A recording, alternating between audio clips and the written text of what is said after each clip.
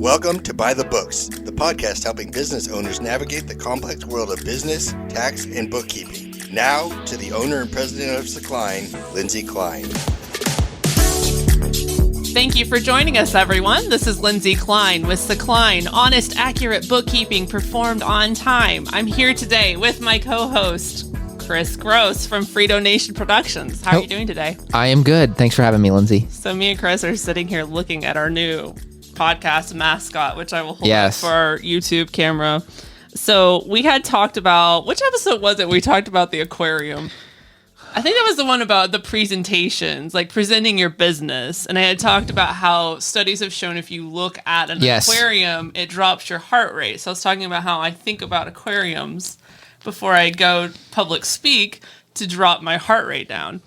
So Kris bought me this little toy fish aquarium. It was so perfect. It was either like the day after we recorded that podcast or after we published it. My mother-in-law gave me a Barnes & Noble gift card. And so I went to Barnes & Noble and I was buying a book. And as I was checking out, there was this little desktop aquarium right there at the checkout.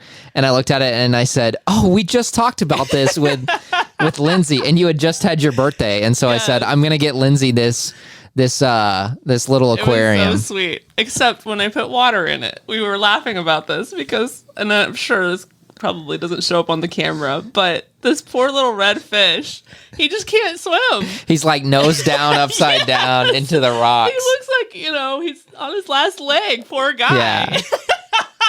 But the blue fish is moving strong. Yes, he's moving strong. He's good. So anyway, I don't know what this represents for our podcast, but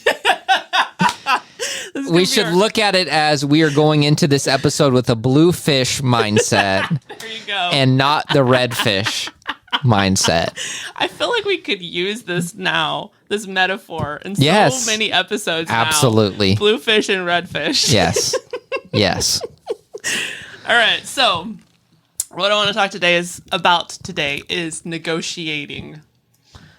How good do you feel like you are as a negotiator?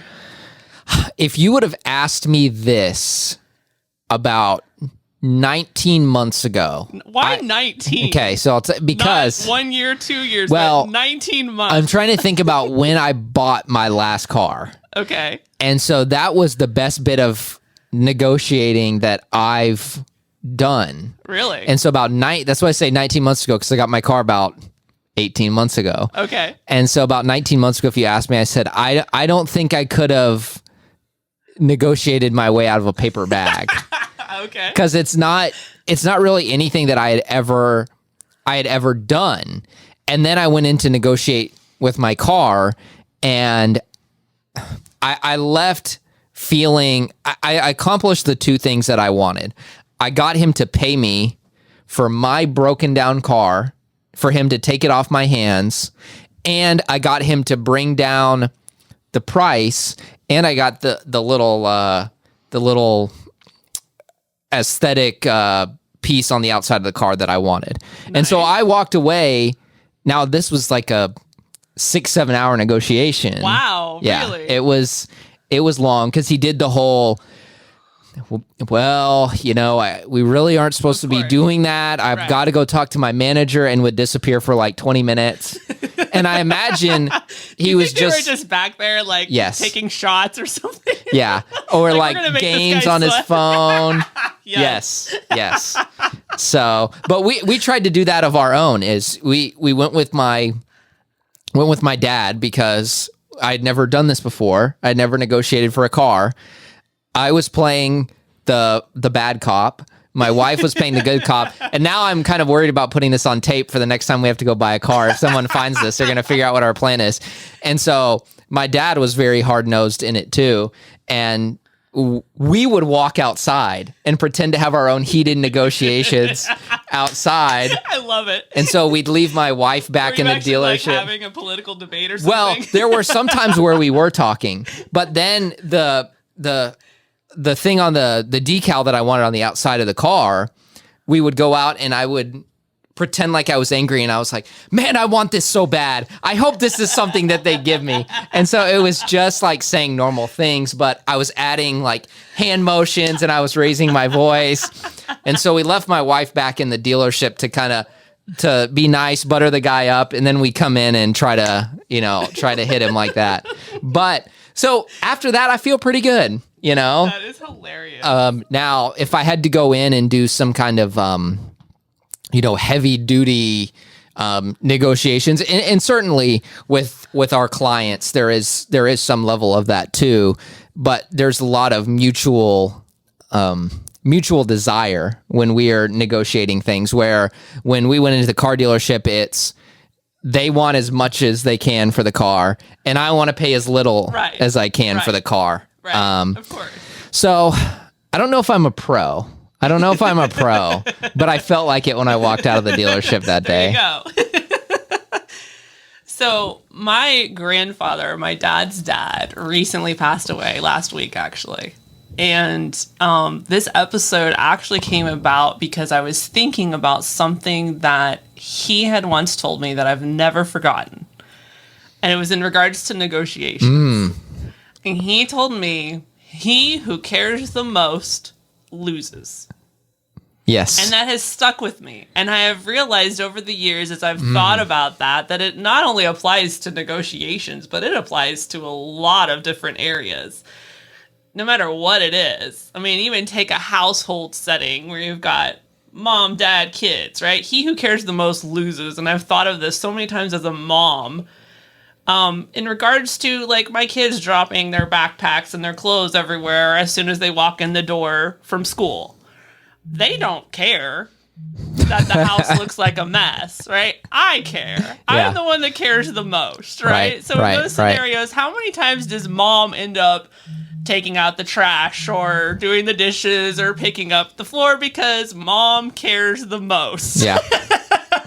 Yep. So this quote really does apply to so many situations, and it especially applies in negotiations. So if you go into a negotiation being the one that cares the most, you're going to be the loser, is basically the concept. I've been reading a book called Negotiation Genius, and it was probably one of the best books I read last year, and I'm going through it again this year. But it basically gives some strategies for how, even if you are the one that cares the most, how you can more or less, I don't want to say bluff, but kind of bluff, and take strategies to get the most optimal deal that you can, even if you are the one that cares the most. So here's a scenario I was thinking of too. Let's say you're in a grocery store, and let's go back to the mom example. You've got a toddler. You take a toddler to the grocery store, especially if it's around nap time. What's going to happen? Throw a fit. They're going to see a candy bar. Yeah. They're going to see something in that store that they have to have. And you tell them no, what's going to happen? They're on the floor. Yes. They're screaming. Yep. And so you as the parent, you're sitting here, standing there looking at this child that is throwing a fit on the floor, screaming bloody murder, just like as if you're torturing them. In this situation, who cares the most? Yeah, the kid. No. The most about having an amicable... Oh, yes. Yeah, the parent. The parent cares the most about resolving this situation. All the kid cares about is I want the candy. Yeah. That is all the kid is going to accept. He is going to accept nothing less than candy. Yeah. So in this negotiation scenario, here's the parent standing there, and the parent's got to factor in all these other factors, right? Yeah. A, I'm completely mortified and embarrassed. Fear of judgment, right? Everyone is staring at me right now as a parent, and they all have their opinion about how I should be handling this situation. They're all judging me. They're all looking at me. Yeah. The parent wants out of the situation, right? Then you've got the factor of I've got milk in the cart. the parents thinking about that. I've got milk that's going to spoil in this cart if we don't go home soon. Yes. So I need to keep this short, right? So the parent is most motivated in this situation to keep it short, get it resolved amicably with the least amount of embarrassment possible. Here's the kid.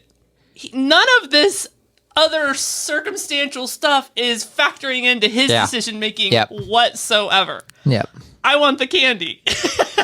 Yeah. So, who's going to win this type of negotiation? The kid is going to win.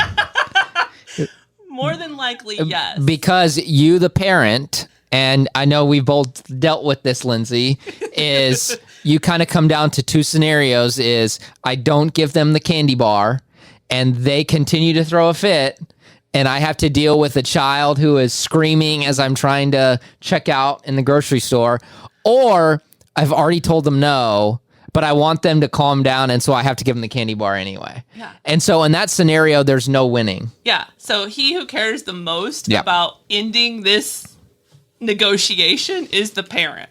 Yeah. And so, and there's so many factors that play into that kid does not care about. Yeah. So that's just kind of a silly example of he who cares the most loses. And so taking that to a negotiation room, whatever it is you're negotiating, maybe you're negotiating some kind of service contract, maybe you're negotiating the cost of something, a car, like you said, a house, some big purchase. You know, in the business sense, maybe you're negotiating with a supplier. Maybe you're negotiating with a candidate that you want to hire. All kinds of situations where this comes into play. And no matter what situation you plug in there, he who cares the most loses. So if you are the one that cares the most, what are some strategies and tactics that you can take to make sure you can still get as much of the pie as possible? Yeah. So, because it's hard, right? I mean, it's hard to go into negotiations like this, especially if it's something as emotional as a house or how you're doing business. I mean, there's a lot of times where you go into this and it's hard, really hard, if not impossible to say, I'm going to go into this with zero care or as little care as possible. So I think this is something good because we realize there's a lot of things we are negotiating, especially for our businesses, where we do care about what the outcome is. Yeah, absolutely. So here's the first tip. Figure out what your next best option is, right? Like in your car scenario, where else could you have gone to get the same exact car that you wanted? And what price would you have to pay for that car? You know, if using that example. Whatever it is you're negotiating, maybe you're trying to hire an employee. What is your next best option for filling that position, and how much would you have to pay them, and what would they bring to the table? Going into the negotiation, knowing your next best option basically sets the ceiling. That tells you I will not go past this point, because if I have to walk away from this negotiation, I have the option to do that. So you've set your ceiling. You go into the negotiation knowing what that is.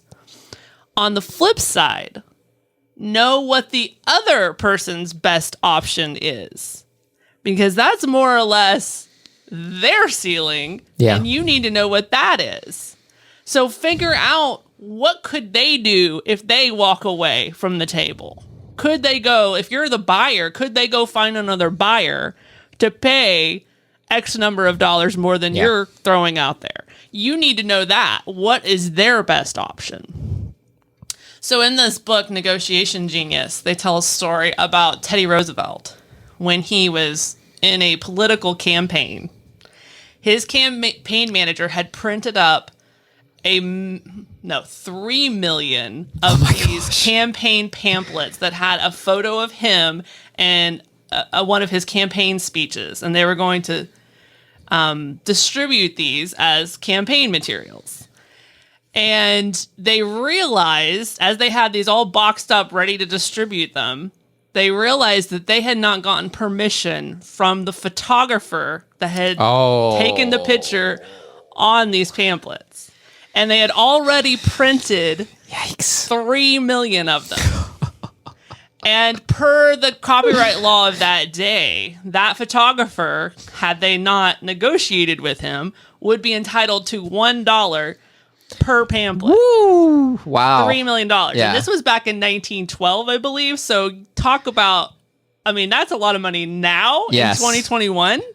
Imagine how much $3 million was. Probably $1 billion or something like that. A lot. A lot. So they realized their mistake. So basically their options are let the guy sue them for $1 per pamphlet, or destroy the pamphlets, which they had made a sizable investment to print 3 million of these things. So that would have been a detriment to take that cost and eat it and not get any benefit that they would have otherwise gotten by distributing them. So basically, they're trying to figure out how can we negotiate and get the best situation that we can from this photographer. So what would you do in this situation? So what seems like, if I'm on the Roosevelt side, what seems like the best option to me is to go to this photographer and say, we will pay you something for these pamphlets. We're not going to give you $3 million, because if that's what he wanted, then I would have just started over and done something different. So I'm seeing using the terms you are using, my ceiling as something less than $3 million, but my floor is also a certain value too, because I want to do everything I can to avoid having to burn all these pamphlets and try to make new ones. So somewhere, I don't know, somewhere in the middle-ish, pay him something significant, but not the full $3 million. Okay, so I won't tell you the rest of the story until I talk about my next point. Okay. My next strategy going into negotiations. Knowledge is power. The more you can learn about the other side's position and where they're at, what their motivations are, what you can learn about the circumstances surrounding whatever it is. Let's say it's a real estate deal. Let's say you're trying to negotiate a piece of property, real estate property, and you happen to have the knowledge that property is about to be rezoned for commercial, which would drastically increase the value. Let's say one side has that information and the other side didn't, because the other side didn't do their homework or maybe just wasn't privy to whatever it is. Obviously, the person that has knowledge of that information, they have power, right? Knowledge is power. But going into that, in fact, he even talks about this kind of situation in this book, Negotiation Genius, where they go to the negotiating table and the one that had the knowledge that it was about to drastically increase in value never let on that information, of course, and got a great deal in their mind because they knew what it was about to be worth. The other party thought they also got a great deal until it gets rezoned, right? So knowing as much as you can about the circumstances surrounding the deal and the position that the other party is in is power. So think about what this photographer knew at the point when they decided to negotiate. What does the photographer know at that point? He knows that, well, certainly he knows that he could sue them if they... How would he know that? See, at that point, he didn't even know they had printed his photography because they had never talked to him about it. Yeah. So he didn't even know his photo had been printed. Interesting. So he doesn't know that they're using his picture already. Right. They haven't distributed it yet. And he certainly doesn't know how many copies of this have been printed. Right. So he has no idea that they are in this situation that they're in. So that, you're right, that certainly changes the way you would negotiate. So if the campaign manager went in there and immediately said, listen, we've printed 3 million of these, would this be smart? No, not at all. So of course they're not going to divulge this information. Yeah. So with that in mind, what would you do? You go in and you say, hey, we're interested in using your photograph for our campaign, and then you might even throw in something along the lines of, this would be great for your career to see that one of your photographs is being used in some sort of presidential campaign. But yeah, I think you leave out all of the detrimental information that you know, and instead you say, hey, look, I just love to use your picture for our campaign. So it's funny you say that, because that's exactly what they did. Yeah. Keeping in mind that he does not know this damaging information, and keeping in mind what is his ceiling, right? What is his incentive? So thinking about it from the photographer's perspective, yeah, if he didn't have his photograph out there, he gets no advertising for himself because his name is on it. Right. You know? So that's exactly what they did. In fact, they went so far as to say, we would love to use this. We're looking for a photographer to use for this campaign. It would be great publicity. And we're just wondering what you would be willing to pay to have your photo on our campaign materials. So the photographer ended up paying them $250 to have his photo used in the campaign materials. So you've got a wild scenario on this end, a wild scenario on this end. You've got a net gain of $3,250,000 if you're the campaign. Yes. Yeah. But there is a little bit of bluff. There's a little bit of danger in there, because you go to him and you risk the chance of him saying, hey, look, I'd love for you guys to use my picture, but I'm definitely not paying you anything, and I want you to pay me. So they did stick their neck out there a little bit by not letting on that they had already printed all these photos. And he could have said that. But even if he had said, I want to be paid for my photo, he probably would not have thought of the sum of $3 million, because he did not have that information that they had printed $3 million already, right? Do you think that would have occurred to him? No. And so this is actually where, and you and I were talking about this earlier, negotiations in a lot of ways is like poker. Yeah, it is. You know, in poker, a lot of the professionals wear their sunglasses and their hats, and they do everything they can to make sure other people at the table can't read their emotions or their tells, to make sure no one can see when they're bluffing or if they have a good hand or a bad hand. It's really a lot of ways the same way as negotiations. Just like you were talking about with the car deal. Going out there and acting like you're angry. Right. You want to let on, if you're going to let emotions or something show, you want them to see not what's actually happening, but you want them to see what you want them to see. Yeah, and it's the same with a poker game. Yeah. Right? You know, you get let's say you get an ace and a king in your hand, and you go, you know, man, got another bad hand or something, right? You want people to think that you got crummy cards. So you don't keep betting. Yes, you don't want them to know immediately off the bat. But even that you got to be careful with, because then reverse psychology. Because they'll catch on if you're acting like if you're still betting. Obviously, your hand can't be that bad, right? Yeah. So you got to play that even carefully. And there's the aspect of it too, where before you even get any cards on the table, you know, if you get pocket aces, you're not going all in right there, because you're scaring everybody off off the beginning. Yes. So there is that logic of, how can I keep people moving on? Right. How can I keep them in here with me, even though I know, like in their case, you know, I know what I have in my hand, but I cannot let them know what I have. So I've kind of got into the poker scene now. I really like poker tournaments. So I went to San Antonio last week, because we got our San Antonio office down there now. Yes. So I go down there about 1 week a month. And one of the guys that I networked down there, he likes poker too. So we went this last week and played in a poker tournament. All right. And okay, so I had this situation happen where I had a pretty decent hand. It wasn't like a hands down, I know I got this kind of hand, but it was decent. It was a good hand. But the guy on the other side of the table goes all in.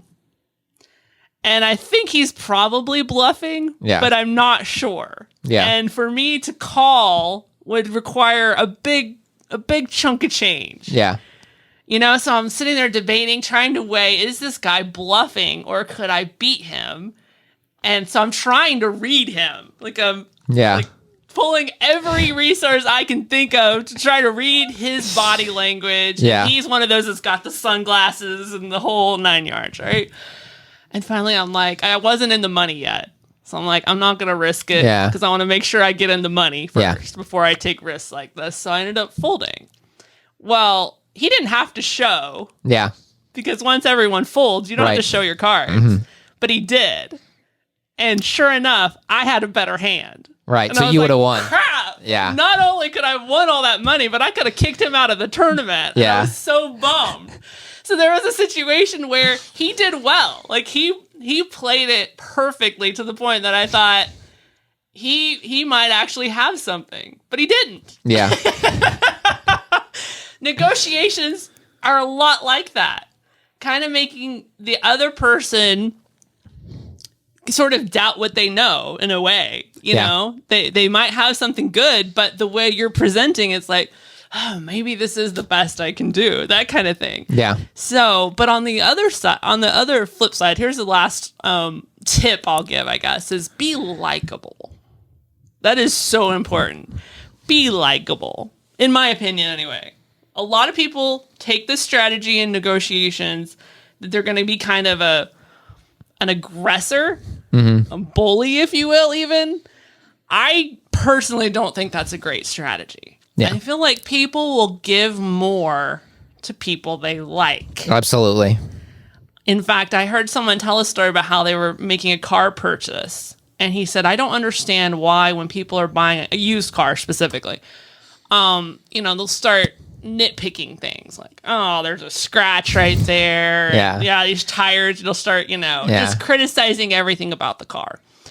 And so he was saying, I think that is a terrible strategy to do. I mean, you're criticizing something that this person has had taken care of.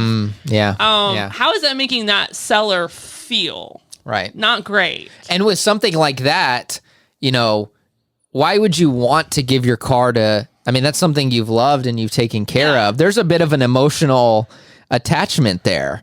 And so you come off immediately unlikable. Yes, I think so. Yeah. So he took a different strategy. He was telling us that he decided, I'm going to actually build up this car. And so he just started talking about, I love your car. Like, this is amazing. Like, this is my dream car. You've taken such great care of it. I just really love this car. Unfortunately, I don't have the money to be able to afford it. Man, I wish I could. Yeah. It's such a great car. So he took that strategy. And it worked. It paid off because the guy liked him so much that he ended up going way down on his price to match what he said he could pay for that car. Yeah. And I think that was just due to the likability factor and the fact that he really appreciated what he was selling. I think that goes a long way. I think it does. And that's why, when you go to buy a house, they have you write what they call a love letter. Like when you include your offer, you are writing a letter and, you say, hey, this is my family. You include a picture, I have a daughter, I have a dog. Yes. And so when we were writing our letters, it was around this time last year. And so, one of the things we were writing is we're so excited for our daughter's first Christmas in a house to be in your house. Aww. And so you are, and you absolutely are trying to, sway and look to be more likable. Yes. Right. And so we had one house that we bid on and we had the wife who came back and she said, out of all the letters that I've read, this one far and away just absolutely blew us away.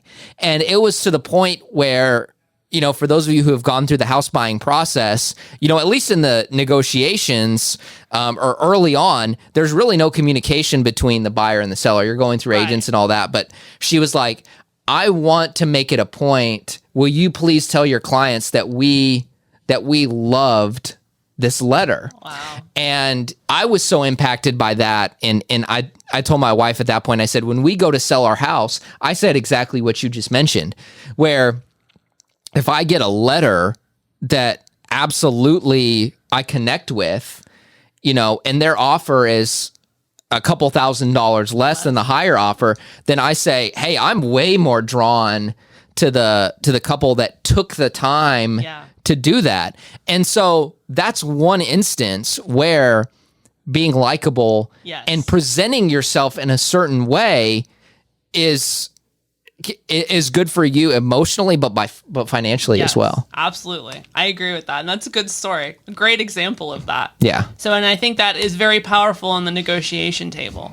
If they don't like you, especially if it gets to the point where it becomes about the principle of the thing, where it's like, I don't want to do business with you.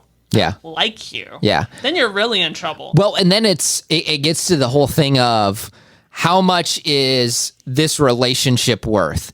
And were you so rude to me or dismissive or whatever? I think a lot of times it gets to the point where it's, hey, I'll go find someone else. Yes. And I'll even pay $100 more to not have to work with you. Yeah. And how many situations do you do business with someone because you have a relationship and you like that person, even if you can go get it cheaper somewhere else, because you have built that, you're not going anywhere else. Yeah. So, never underestimate the value of being likable and trustworthy. Those are huge. So, how can we tie all of this in with our red fish, blue fish? Okay, so red fish is the guy who comes in unlikable and didn't do his homework and doesn't have any knowledge in the negotiations. So he's nosediving into the gravel. Yes.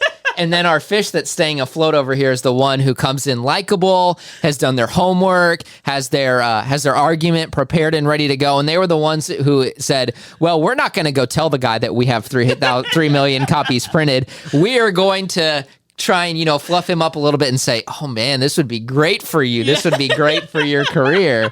So that was definitely a blue fish move by the Roosevelt campaign to get that done.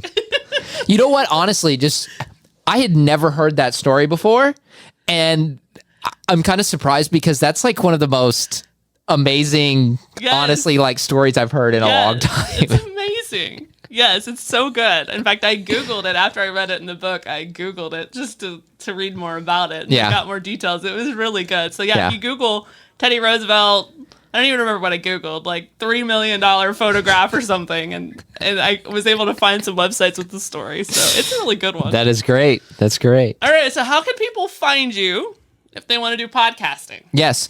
You can check us out online, freedonation.live. We've got free advice, also a way you can schedule a free consultation with us over there, or just shoot me an email, Kris, Kris, at freedonation.live. Okay, guys, I need your help. I'm going to tell them about my 1-star review. Yes. So we should be doing this, and this is one thing that I will tell you you get when you come to Free Donation. I am not so egotistical that I can't admit when I'm wrong. And there was this prevailing thought in the podcasting world for a while. Hey, don't tell people to rate and review. Stop telling people that because it doesn't do anything. And then someone did some research about 5-6 months ago and they found out that it does. So I admit that I'm wrong. And I'm going to tell you this. Lindsay's going to tell you this. If you like this podcast, if you listen on Apple, rate, review, 5 stars. If you're on YouTube, subscribe, leave a comment. And really, I mean, there's other ways too, but if you found value in this, then somebody else will find value in it as well. So we did an episode that was published, maybe 2 weeks ago, called Raving Fans. Yep. And we talked about not only the companies that we're raving fans of, but the companies that we're not raving fans of. And then suddenly I get this 1-star review that has no explanation as to why. Yeah. But I'm thinking that the timing is very... It seems to be a little too, if it walks like a duck and it's probably a duck. So I would really appreciate it if my listeners would be willing to offset that 1-star review on Apple and give us some love. If we have at all taught you anything or inspired you or helped you, would you be willing to go leave us a good review on Apple? Honestly, guys, like I'm not saying this to try and push you that way. I'm honestly saying this because it's the truth. It is so easy. Literally, it will take you 15 seconds. You click on the podcast, you scroll down. If you think this is 5-star worthy, all you do, you push the 5-star, you write, Lindsay's podcast has been great. It has taught me a lot about business, and you hit publish. I mean, that's honestly less than 15 seconds. As this 1-star person has proven, you don't even have to write anything. You could. That is true. If you don't feel like leaving a public comment, just leave the 5-star. Hey, and it's the same with YouTube. If you really found value in this, comment, say, hey, thank you. I appreciate that. But one of the other big things, and this is what I tell people on our podcast, and I hope I'm not stepping on toes here because I feel like I've talked a lot, but what's even easier than that is sending the podcast to somebody else. That is a huge way to say, thank you to Lindsay. If you found value in this, and I truly mean that, if you found value in what we talked about today and how you go into negotiations and in the past about how to create fans who love you and love your business, found ways that you can kind of work the tax system to the benefit of your business. If you found value, I guarantee you there are other business owners in your sphere of influence that would benefit from that as well. You click the share button on YouTube. It looks like a little arrow.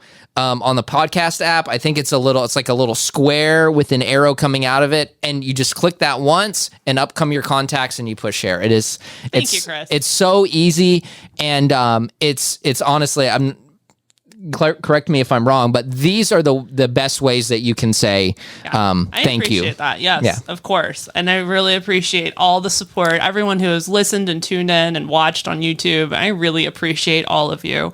It has been a lot of fun, and hopefully I will continue to add value to you.